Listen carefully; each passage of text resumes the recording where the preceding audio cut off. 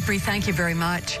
Tonight we're getting a glimpse at what it's going to take for the state's current electric infrastructure to keep up with more and more demands on the grid as the state pushes towards zero emissions goals.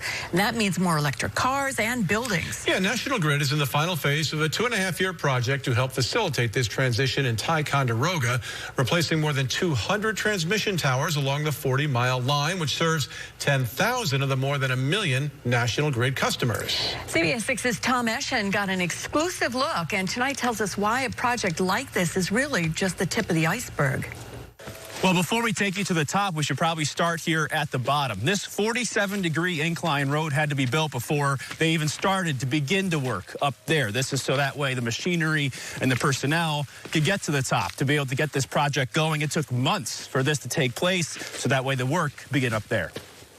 It's years of planning, it's years of permitting, it's years of working with local landowners for access, and it's also years of building the access roads in order to access these structures on top of mountains, right? So once the road is finally built out, then the work can start here on the lines themselves. About 40 to 50 people per day to help upgrade this infrastructure. And they say getting those people in the pipeline when it comes to workforce,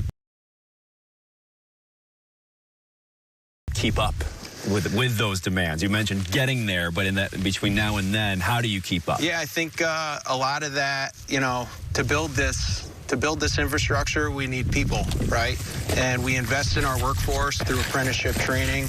We invest in partnerships with local BOCES schools to try and, you know, show the kids that this is an avenue for really enriching work that means a lot to society. On top of workforce, funding is needed too. The Department of Energy recently awarded National Grid a grant of $50 million to help the company collect data needed to build a more resilient grid.